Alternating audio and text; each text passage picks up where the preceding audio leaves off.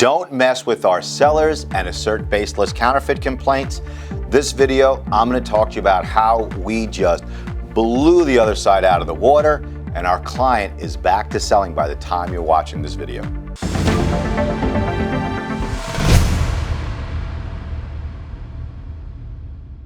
Okay, Amazon sellers, so being accused of selling counterfeit products is a big deal, okay? Amazon sellers, help us get more views on our videos. If you scroll down right now and leave a comment, my team's gonna send you a copy of the greatest book in the world for Amazon sellers, the Amazon Seller's Guide to Suspensions and Reinstatements. Number one, your account on Amazon gets deactivated. You're certainly gonna lose that listing. Your money, your inventory is frozen. And on top of all of that, you've been accused of a crime where you could be put in jail, you could be fined up to $1 million, and that false complaint interfered with your contract with Amazon. So in this particular case, my partner Anthony Familaro was involved, and I gotta tell you something, the guy is absolutely brilliant.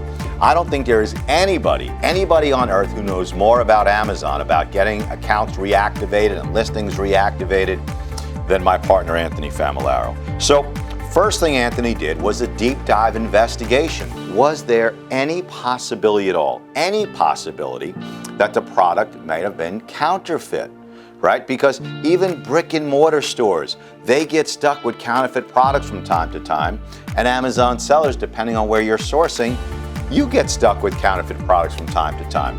So we checked the inventory, we checked the sourcing, we did spot checks, 100% genuine products.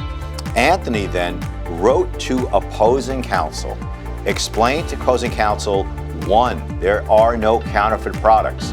Number two, your complaint was baseless. And number three, you are obligated to retract that complaint, or you may be at risk of damages, both from us coming after you and also us reporting to Amazon that you are asserting baseless complaints.